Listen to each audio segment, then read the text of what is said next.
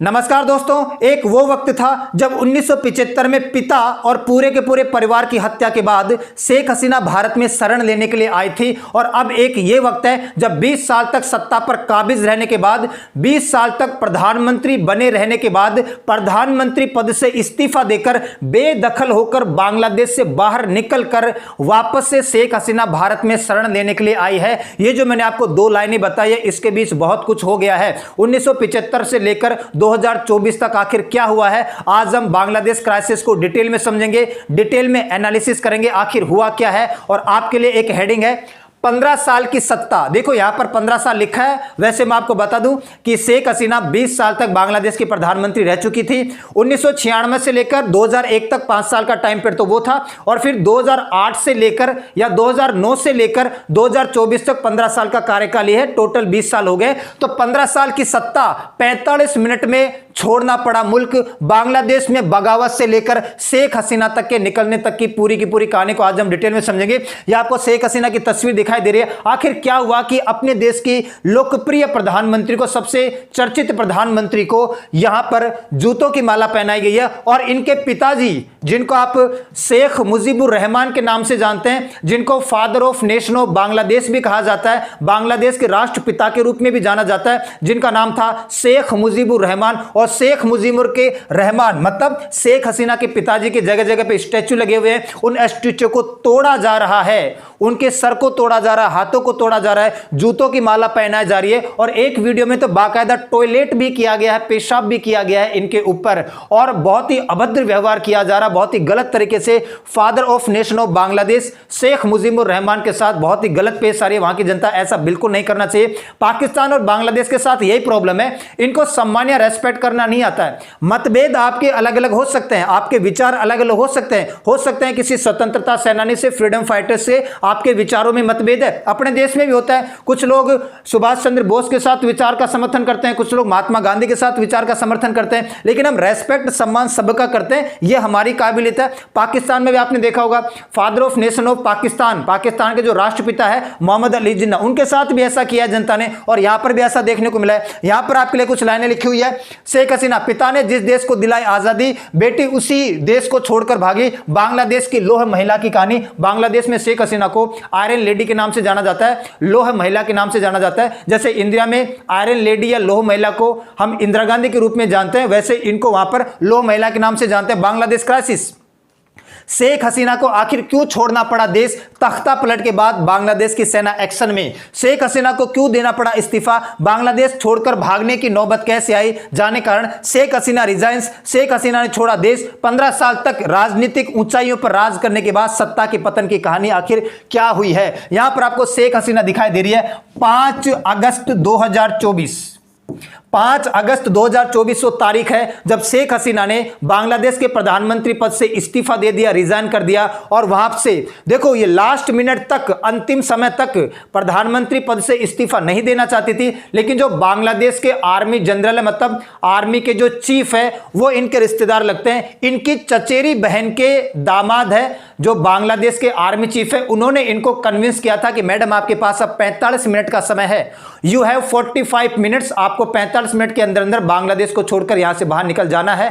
अब है जो क्राइसिस बहुत बढ़ गया है, जो जनता है उसने आपा खो दिया, पूरा का पूरा देश आपके खिलाफ हो गया है। तो लास्ट मिनट तक शेख हसीना इस्तीफा नहीं देना चाहती थी, लेकिन बाद में इनको कन्विंस किया इनके रिश्तेदार हैं, आर्मी के जो चीफ है, जो अब इस वक्त देश को संभाल रहे हैं, उन्होंने इनको 45 मिनट का समय दिया और इन्होंने फिर उड़ान भरी, रिजाइन किया, इस्तीफा दिया। अच्छा, ये जनता को संबोधित भी करना चाहती थी, एड्रेस भी करना चाहती थी बांग्लादेश की जनता को, लेकिन आर्मी चीफ ने कहा कि नहीं, एड्रेस करोगे तो ज्यादा उपद्रव फैल जाएगा, और ज्यादा आक्रोश, और ज्यादा क्रोध फैल जाएगा जनता में, तो आपको एड्रेस नहीं करना, आप सीधे निकल जाओ।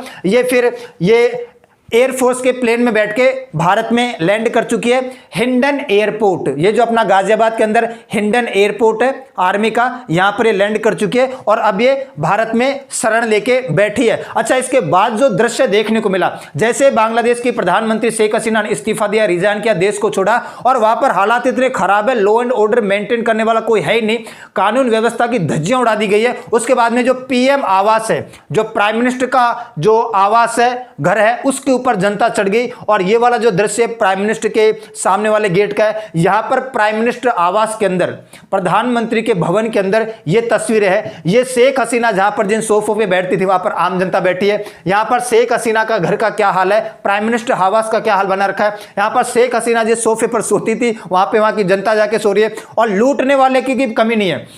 यहां पर एक तरह से बांग्लादेश के जो प्रधानमंत्री का आवास होता है ना, उसको लूट लिया गया, पूरे को तहस नहस कर दिया, जैसे उस देश को कोई चलाने वाला ही है ही नहीं। कोई अटैची लेके भाग रहा है, कोई शेख हसीना का ब्लाउज लेके भाग रहा है, कोई शेख हसीना की साड़ी पहन के भाग रहा है, कोई बाल्टी लेके भाग रहा है। मतलब हद हो गई है वहां पे। लूटपाट, लॉ एंड ऑर्डर, कानून व्यवस्था बिल्कुल समाप्त हो चुकी है, एक तरीके से कुछ भी देखने को नहीं है। और वहां पर मैं भी आपको बता रहा था कि बांग्लादेश के जो राष्ट्रपिता है, father of nation of Bangladesh, Sheikh Hasina के पिताजी, जिनका नाम था शेख मुजीबुर रहमान, जिन्होंने बांग्लादेश को आजादी दिलाई थी, उनके स्टैच्यू के साथ आप व्यवहार देख लो। उनको जूतों की माला पहनाया जा रहा है, सर को हथेड़े से तोड़ा जा रहा है। और मैंने आपको वो वीडियो दिखाया नहीं, वरना उसमें टॉयलेट भी कर रहा है एक व्यक्ति, उसके ऊपर बहुत ही ज्यादा अभद्र हालात है। यहां पर आपको दिखाई दे रहा है, यहां पर जेसीबी से तोड़ा जा रहा है, यहां पर हथौड़ा मार के हैंड वगैरह तोड़ रहा है। और जनता वीडियो बना रही है, जनता देख रही है। आखिर इतना गुस्सा क्यों है, आखिर इतना क्रोध, गुस्सा, आक्रोश जनता में आया क्यों है, वो आपको वीडियो देखने के बाद ही समझ में आएगा आखिर ऐसा हो क्यों रहा है। और ऐसा नहीं है, ये जो अपना रीजन है साउथ एशिया, इसके अंदर एक देश ऐसा है जिसमें 2 साल पहले ऐसे हालात हो चुके हैं। आपको याद है 2022 में श्रीलंका के अंदर क्राइसिस आया था, और श्रीलंका के अंदर भी पूरी की पूरी जनता सत्ता के खिलाफ हो गई थी। और उस वक्त के जो राष्ट्रपति थे गोटाबाया राजपक्से, श्रीलंका के प्रेसिडेंट गोटाबाया राजपक्से को उस वक्त इस्तीफा देकर देश छोड़ के बाहर जाना पड़ा था। ऐसा हालात बांग्लादेश में देखने को मिला है। तो हमारे पड़ोसियों के हालात कुछ ठीक नहीं है, और हमारे लिए भी एक कंसर्निंग सिचुएशन है। अब हम ये समझते हैं कि इसका कारण क्या है। ये जो इतना बड़ा उपद्रव हुआ है, जो जनता ने आंदोलन किया है, इतने बड़े पैमाने पर प्रोटेस्ट किया, व्हाट इज द रीजन। सबसे पहला रीजन है आरक्षण। आप सभी को पता है कि पहले बांग्लादेश में 56% आरक्षण हुआ करता था, और इस 56% में से 30% आरक्षण स्वतंत्रता सेनानियों की संतानों को दिया गया था। इसको 2018 में समाप्त कर दिया गया था। फिर अभी 2024 में जून के महीने में इसको वापस से बहाल कर दिया गया। उसके बाद प्रोटेस्ट वापस से स्टार्ट हो गया। और सबसे बड़ा रीजन तो यही है कि ये जो स्वतंत्रता सेनानियों के बच्चों को आपने 30% रिजर्वेशन दे दिया है, इसको आपको हटाना पड़ेगा। सबसे पहला रीजन है यहां पर आरक्षण, रिजर्वेशन। आप स्वतंत्रता सेनानियों के बच्चों को कब तक आरक्षण दोगे, और 30% आरक्षण क्यों दोगे, बाकी की जनता क्या कर रही है। तो सबसे ज्यादा क्रोध, सबसे ज्यादा जो आक्रोश है इसी बात को लेकर है। दूसरा आपको यहां पर समझना पड़ेगा, 3 बच्चे इसके लिए जिम्मेदार है। 3 यूनिवर्सिटी के, ढाका यूनिवर्सिटी के 3 बच्चे इसके लिए जिम्मेदार है। इन्होंने सबसे बड़ा कर्मकांड करवाया है। और ये 3 बच्चे कौन कौन है, एक तो है नदीम इस्लाम, एक है आसिफ अहमद, और एक है अबू बकर। ठीक है, नदीम इस्लाम, ठीक है, आसिफ अहमद और अबू बकर, ये 3 बच्चे जो आपको यहां पर दिखाई दे रहे हैं, 1, 2 और 3, ये 3 स्टूडेंट ढाका यूनिवर्सिटी के स्टूडेंट है। नदीम इस्लाम को 20 जुलाई को डिटेन कर लिया गया था, मारा पीटा गया था। इसको छुड़वाने के लिए फिर जनता ने ज्यादा प्रोटेस्ट कर दिया। आसिफ है ना, महमूद, इनको 26 जुलाई को पकड़ लिया गया था, डिटेन कर लिया गया था, इनको मारा पीटा गया था। और एक है अबू बकर, ये लॉ के स्टूडेंट है, इन्होंने जनता के खिलाफ, सत्ता के खिलाफ आवाज उठाई। तो इन 3 विद्यार्थियों की वजह से एक तरीके से आप ये कह सकते हैं कि पूरी की पूरी सत्ता को गिराने के लिए 3 स्टूडेंट ही काफी है। दूसरा जो सबसे बड़ा रीजन है वो है रजाकार। शेख हसीना ने एक स्टेटमेंट दिया था कि बांग्लादेश के अंदर आरक्षण अगर स्वतंत्रता सेनानियों के बच्चों को नहीं मिलेगा, उनके सगे संबंधियों को नहीं मिलेगा, उनके परिवारजन को नहीं मिलेगा, तो क्या आरक्षण रजाकार को मिलेगा। ये जो बांग्लादेश के अंदर आरक्षण दिया गया है, ये स्वतंत्रता सेनानियों के बच्चों को मिलना चाहिए, ये उनके परिवारजनों को मिलना चाहिए, ये रजाकार को थोड़ी मिल सकता है। और जो लोग आंदोलन कर रहे हैं, प्रोटेस्ट कर रहे हैं, वो रजाकार है। आखिर ये रजाकार शब्द क्या है, इससे बांग्लादेश की जनता चिढ़ती क्यों है। रजाकार शब्द से बांग्लादेश की जनता अपने आप को अपमानित महसूस करती है, और सबसे ज्यादा क्रोध इसी में आता है जब बांग्लादेश की प्राइम मिनिस्टर ने ऐसा स्टेटमेंट दिया जो अभी मैंने आपको बताया।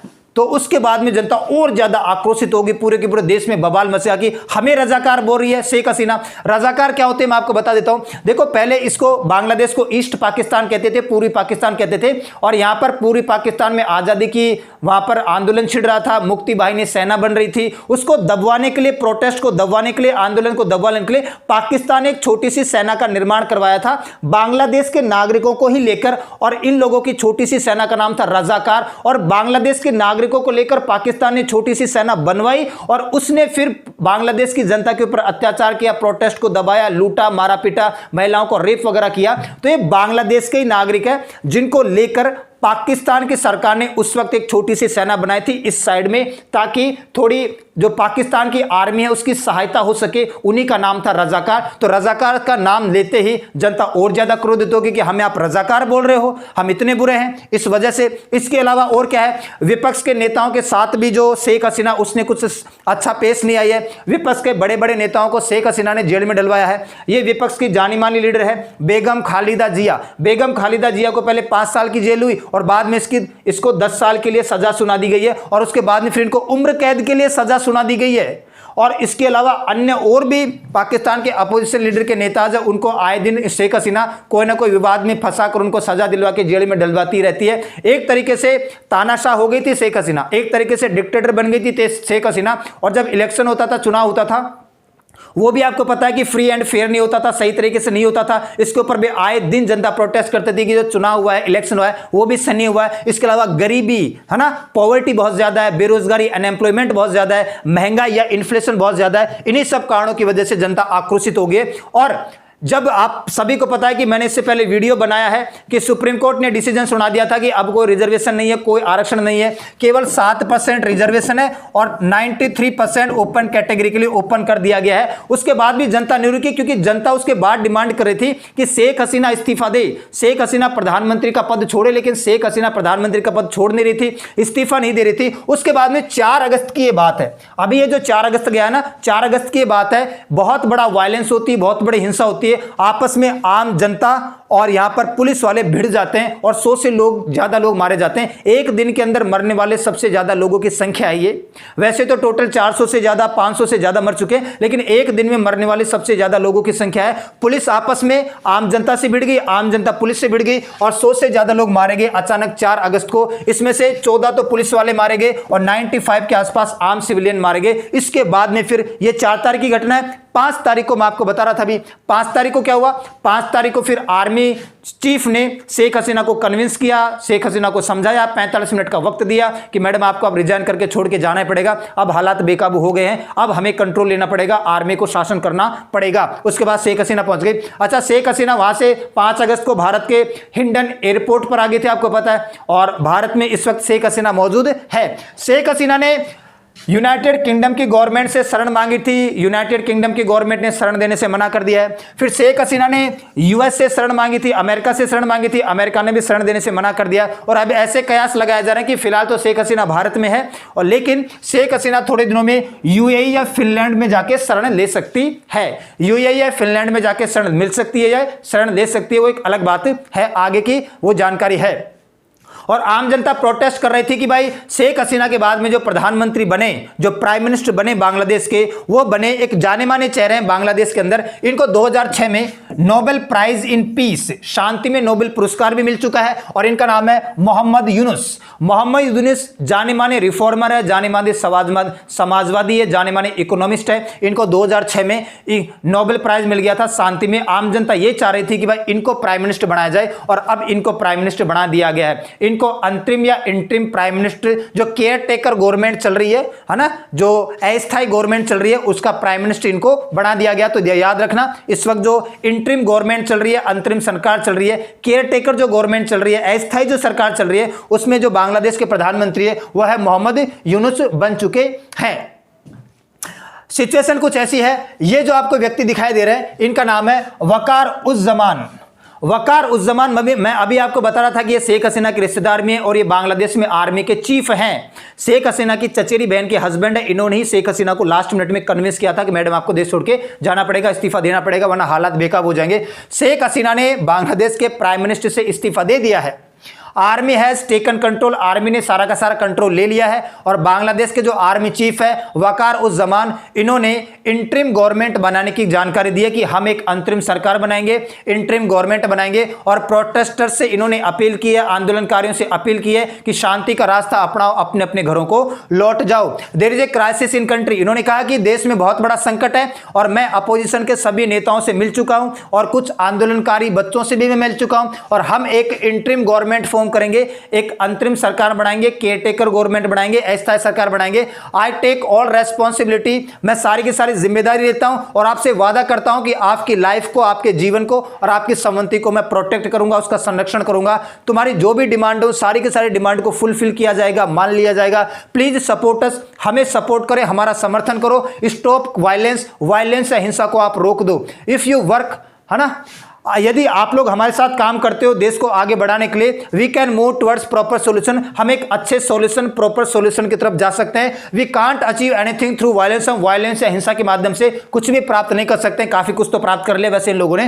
The army chief also confirm the MPs Hasina has step down, और इन्होंने यह भी कहा कि शेख हसीना ने बांग्लादेश के प्रधानमंत्री के पद से इस्तीफा दे दिया और वो देश छोड़ के जा चुकी है। और आर्मी जनरल ने जो अपोजिशन के लीडर्स है उनसे और जो सिविल सोसाइटी के मेंबर्स है उनसे बैठ के बातचीत की है और उन्होंने अंतरिम गवर्नमेंट बनाने की जानकारी दी है। लेकिन इसके अंदर जो शेख हसीना की पार्टी थी, आवामी लीग पार्टी, उसका कोई भी मेंबर पार्टिसिपेट करने नहीं आया था। यह है वकार उस जमान। देखो बांग्लादेश के अंदर मैं आपको बता दूं, बांग्लादेश हो चाहे पाकिस्तान हो, आर्मी का काफी रोल रहा है। फ्रॉम किलिंग मुजीब इन 1975, शेख मुजीबुर रहमान बांग्लादेश के जो राष्ट्रपिता थे, उनको 1975 में मारने से लेकर 2024 तक आर्मी का काफी रोल रहा है। 1975 से लेकर 2024 तक आर्मी का काफी रोल रहा है। Army control politics in Bangladesh directly indirectly for 15 साल। लगभग बांग्लादेश जब से आजाद हुआ है 1971 में, तब से लेकर अब तक लगभग 15 साल तक डायरेक्टली और इनडायरेक्टली आर्मी ने देश को चलाया है यहां पर। लेकिन जब 2008 में शेख हसीना पावर में आती है, इन्होंने आर्मी के कंट्रोल को हटा दिया कि पॉलिटिक्स में, सिविल मामलों में आर्मी इंटरफेयर नहीं करेगी, आर्मी हस्तक्षेप नहीं करेगी। तो 1975 से लेकर 2024 तक कहीं ना कहीं आर्मी ने कई बार इंटरफेयर किया है, कई बार तख्ता पलट हुआ, कई बार ऐसी सिचुएशंस आई है। मैं आपको एक जानकारी देता हूं, 1970 में बांग्लादेश की आजादी से जस्ट एक साल पहले मैं आपको बता रहा हूं, 1970 में जब जनरल इलेक्शन हुआ था ईस्ट पाकिस्तान के अंदर और इस पाकिस्तान के अंदर, तो ईस्ट पाकिस्तान के अंदर जिसको हम बांग्लादेश कहते हैं, ईस्ट पाकिस्तान में शेख मुजीबुर रहमान की पार्टी आवामी लीग ने 162 में से 160 सीटें जीत ली थी। इस रीजन में 162 में से 160 सीटें शेख मुजीबुर रहमान, ठीक है, शेख मुजीबुर रहमान की पार्टी आवामी लीग ने जीती थी। और इस रीजन के अंदर उस वक्त जाने माने नेता हुआ करते थे जुल्फिकार अली भुट्टो। जुल्फिकार अली भुट्टो की पार्टी पीपीपी ने 138 में से 81 सीट जीती थी। तो अब आप मुझे बता दो, यहां पर शेख मुजीबुर रहमान ने 162 में से 160 सीट जीती और यहां पर जो जुल्फिकार अली भुट्टो की पार्टी थी पीपीपी, इसने 138 में से 81 सीट जीती। तो कौन प्रधानमंत्री बनेगा? सिंपल सी बात है, जिस पार्टी के पास बहुमत है, जिस पार्टी के पास मेजोरिटी है, उसी बहुमत दल का नेता ही प्रधानमंत्री बनता है। तो प्रधानमंत्री बनने वाले 1970 का जनरल इलेक्शन ये कहता है शेख मुजीबुर रहमान। लेकिन इसी टाइम पीरियड में जो पाकिस्तान के आर्मी जनरल थे वो थे याया खान। याया खान इस वक्त मार्शल लॉ के माध्यम से, इस वक्त 1970 में यहां पर मार्शल लॉ लगा हुआ है, आर्मी का शासन है। उस आर्मी के शासन के दौरान क्या हुआ था, चुनाव हुआ था और चुनाव में शेख मुजीबुर रहमान की पार्टी मेजोरिटी में जीत जाती है। अब ये प्रधानमंत्री बनने वाले हैं। लेकिन उस वक्त याया खान जनरल हुआ करते थे। इन्होंने कहा कि शेख मुजीबुर रहमान को प्रधानमंत्री नहीं बनाएंगे, प्राइम मिनिस्टर नहीं बनाएंगे, इनको पकड़ के जेल में डाल दिया गया था। 7 मार्च 1971 को शेख मुजीबुर रहमान ने ईस्ट पाकिस्तान यानी आज के बांग्लादेश की जनता से आह्वान किया कि हमें आजादी चाहिए, इंडिपेंडेंस चाहिए, डेमोक्रेसी को खतरा है, लोकतंत्र को खतरा, हमारे अधिकारों को दबाया जा रहा, हमें बदला कुचला जा रहा है। उसके बाद में फिर बंगाल के जो सोल्जर्स थे उन्होंने भी रिवोल्ट कर दिया। इस रीजन में जो बंगाल के सोल्जर्स थे उन्होंने विद्रोह कर दिया, रिवोल्ट कर दिया और धीरे धीरे फिर आंदोलन की आग, इंडिपेंडेंस की आग जलती गई, बांग्लादेश की स्वतंत्रता की मांग उठने लगी। फिर धीरे धीरे मुक्ति बाहिनी सेना भी इसमें आ गई और भारत में इसमें इंटरफेयर करने लगा और बांग्लादेश को आजादी मिल गई थी। ठीक है, पहला जो तख्ता पलट हुआ था, पहला जो कूप हुआ था बांग्लादेश में, वो हुआ था 1975 में, 15 अगस्त का दिन था।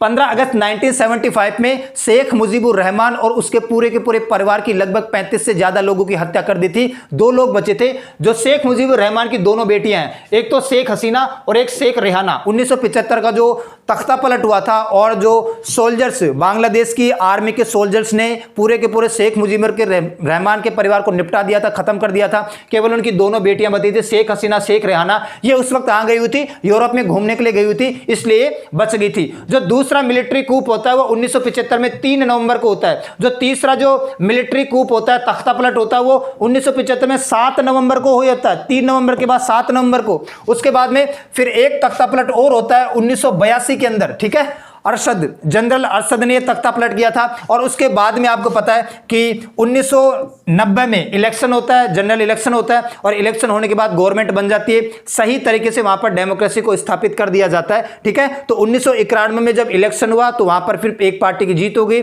और वहां पर इलेक्शन होने के बाद सही तरीके से सरकार बन गई। लेकिन फिर भी 1990 के बाद भी डायरेक्टली और इनडायरेक्टली कैसे भी करके, प्रत्यक्ष या अप्रत्यक्ष रूप से जो बांग्लादेश की आर्मी हो इंटरफेयर करती थी। लेकिन फिर 2007 में एक बार फिर तख्ता पलट होता है, कूप होता है, आर्मी का शासन आ जाता है, ठीक है। और तख्ता पलट होने के बाद जो जनरल मोइन अहमद थे, ठीक है, ये तख्ता पलट करते हैं। और उसके बाद में फिर यहां पर जो मोइन थे, मोइन कौन थे? जनरल मोइन अहमद ने 2007 में तख्ता पलट करवाया था, कूप करवाया था, यहां पर आर्मी का शासन आ गया था। इन्होंने आर्मी चीफ का कार्यकाल 1 साल बढ़वा लिया था, ठीक है। इन्होंने आर्मी चीफ का कार्यकाल 1 साल बढ़वा लिया था।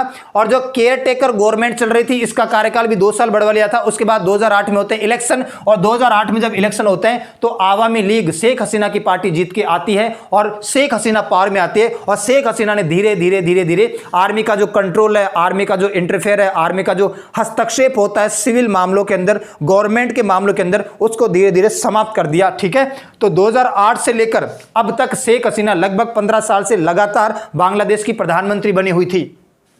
और भारत के लिए कंसर्निंग बात है, अलार्मिंग सिचुएशन है, चिंता का विषय है। और ये बिल्कुल वाकई चिंता का विषय है। क्यों चिंता का विषय, ये मैं भी आपको बताऊंगा। Bangladesh crisis, India maintaining wait and watch strategy. हम वेट करेंगे, वॉच करेंगे, देखेंगे, समझेंगे कि आखिर हो क्या रहा है, उसके बाद हम डिसीजन लेंगे। आर्मी ऑन अलर्ट, हमारी जो आर्मी है, जो बांग्लादेश के हमारा 4096 किलोमीटर का जो बॉर्डर है, उसके ऊपर हमारी पूरी की पूरी बीएसएफ को अलर्ट कर दिया गया है। परिंदा भी पर नहीं मार सकता है। S Jaishankar inform all party meeting, अभी 3 दिन पहले ऑल पार्टी मीटिंग हुई थी, सर्वदलीय बैठक हुई थी, पक्ष और विपक्ष के सभी बड़े बड़े नेता आए थे। और ये आपको यहां पर दिखाई भी दे रहा है, राहुल गांधी भी दिखाई दे रहा है, यहां पर आपको बड़े बड़े नेता, सभी पार्टियों के नेता आए थे। और उनके सामने देखो, अब किसी भी हमारे पड़ोसी देश में ऐसे हालात है, ऐसे सिचुएशन है, तो भारत के लिए चिंता का विषय है। तो सभी पार्टियों को लेकर चलना पड़ता है, सभी की सहमति से चलना पड़ता है। और यहां पर राहुल गांधी ने क्वेश्चन पूछा कि शेख हसीना के बारे में क्या प्लान है, हमें बताया जाए। तो फिर हमारे जो एक्सटर्नल अफेयर मिनिस्टर है एस जयशंकर साहब, उन्होंने कहा कि ये एक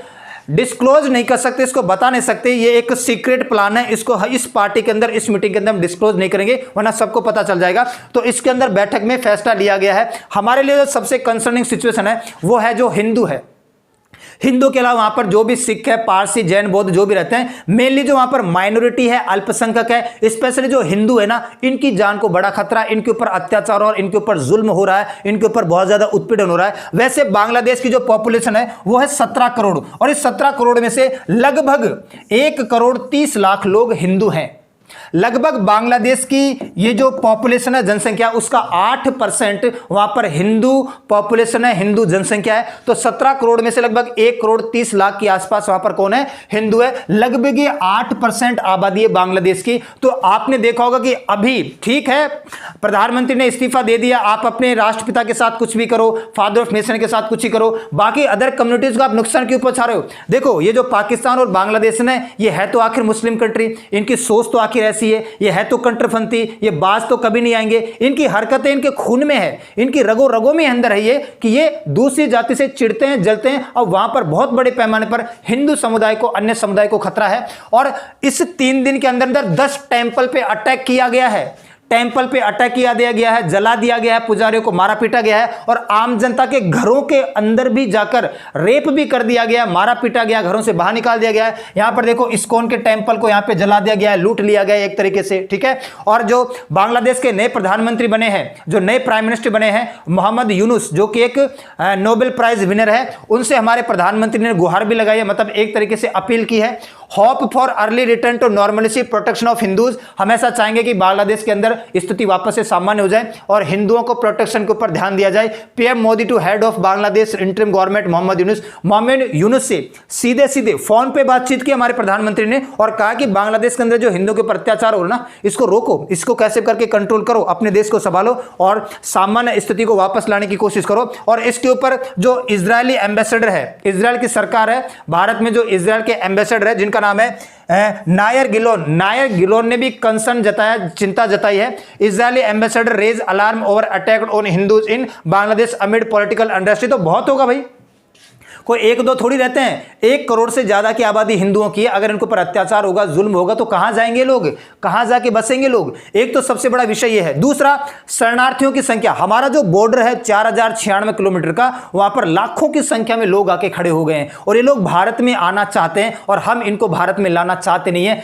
ये एक तरीके से हमें आंखें मूंदना पड़ेगा, हमें थोड़ा कठोर बनना पड़ेगा, क्योंकि 1 करोड़ की आबादी किसी दूसरे देश में से यदि भारत में आती है, हमारी खुद की आवश्यकता है, संसाधन है, हमारे रोजगार है, बेरोजगारी है, गरीबी, हम ही बहुत बड़ी बड़ी समस्याओं से जूझ रहे हैं। यदि इतनी संख्या में लोग एक साथ भारत में आते हैं तो बहुत बड़ी प्रॉब्लम होने वाली है भारत को। ठीक है, तो एक ये हमें इस बात में तो थोड़ी आंख मूंदनी पड़ेगी, कठोर होना पड़ेगा, दिल पे पत्थर रखकर ये फैसला लेना पड़ेगा कि हम इतनी ज्यादा जनसंख्या को भारत में समा नहीं सकते हैं। तो शरणार्थी बॉर्डर पे खड़े हैं, 4096 किलोमीटर का जो बॉर्डर है इसके ऊपर बीएसएफ को अलर्ट कर दिया गया है। इसके अलावा सीमा पर लाखों की संख्या में लोग खड़े हैं। और इसके अलावा व्यापार, भारत और बांग्लादेश एक अच्छा खासा व्यापार करता था, $13 बिलियन। हर साल भारत और बांग्लादेश लगभग $13 बिलियन का व्यापार करते थे, $13 अरब का व्यापार करते थे। साउथ एशिया के अंदर भारत सबसे ज्यादा जो व्यापार करता था वो बांग्लादेश के साथ करता था। हमारा एक अच्छा रिश्ता हुआ करता था, हमारा एक अच्छे रिलेशन हुआ करते थे, अब वो नहीं हो पाएगा। इसके अलावा बांग्लादेश के अंदर जो हमारे नागरिक है, बांग्लादेश में लगभग जो भारत के सिटीजन्स हैं, ये जो मैं आपको 1 करोड़ पॉपुलेशन बता रहा हूं तो बांग्लादेश के सिटीजन है, बस ये हिंदू हैं। ठीक है, मैं बात कर रहा हूं जो भारत के नागरिक, भारत के सिटीजन बांग्लादेश में रहते हैं, काम धंधा करते हैं, ये 19,000 के आसपास हैं, इनको भी खतरा है। इसके अलावा 9,000 के आसपास हमारे वहां पर स्टूडेंट पढ़ते हैं। खैर, स्टूडेंट तो लगभग वहां से सारे आ चुके हैं, सारे के सारे स्टूडेंट को वहां से निकाल लिया गया है। दूसरी सबसे बड़ी प्रॉब्लम है कि चिंगारी, एक जंगल में आग लगी है, पूरा का पूरा जंगल साफ है, यदि उस आग लगे जंगल में से एक छोटी सी चिंगारी निकलकर यदि दूसरे जंगल में जाके गिर जाती है तो पूरे के पूरे दूसरे जंगल को भी समाप्त कर सकती है। हमारे नागरिक, हमारे सिटीजन्स इस बात से मोटिवेट हो सकते हैं, वो कोई गलत कदम उठा सकते हैं, आक्रोशित हो सकते हैं, कोई भी ऐसी सिचुएशन बन सकती है, क्योंकि हमारा बिल्कुल पड़ोसी देश है, हमारे थोड़े माइंड भी, आइडियाज भी मैच करते हैं। तो चिंगारी हमारे देश के अंदर ना हो, हमारा देश इस बात से मोटिवेट ना हो, हमारे नागरिकों के ऊपर इस बात का कोई प्रभाव नहीं पड़ना चाहिए, यह भी हमें एंश्योर करना पड़ेगा। तो बांग्लादेश में स्थिति बहुत खराब है, आर्मी का कंट्रोल आ गया है, आर्मी का शासन आ गया है, शेख हसीना ने वहां से इस्तीफा देकर वहां से निकल गई है। वर्तमान में शेख हसीना भारत में शरण लेके बैठी है, अन्य देशों ने उनको शरण देने से मना कर दिया है। आने वाले समय में देखना होगा कि बांग्लादेश के अंदर क्या हालात बनते हैं, क्या वहां की जो जनता है, स्पेशली जो वहां के विद्यार्थी है, वो अपने घरों को लौटते हैं या नहीं। मैं तो चाहता हूं कि वो लौट जाए और हिंदुओं के ऊपर अत्याचार कम हो जाए, नॉर्मलिसी आए, अच्छा देश बने वापस से। अरे आपके देश के अंदर डेमोक्रेसी हुआ करता था, लोकतंत्र हुआ करता था, डेमोक्रेसी को फॉलो करो, वापस से लोकतंत्र को फॉलो करो, अपने देश को बचाओ। अपने देश को बिगाड़ना, बचाना आम जनता के हाथ में होता है। ठीक है, तो आज के लिए इतना ही करते हैं, मिलते हैं नेक्स्ट क्लास में, तब तक के लिए सभी को धन्यवाद।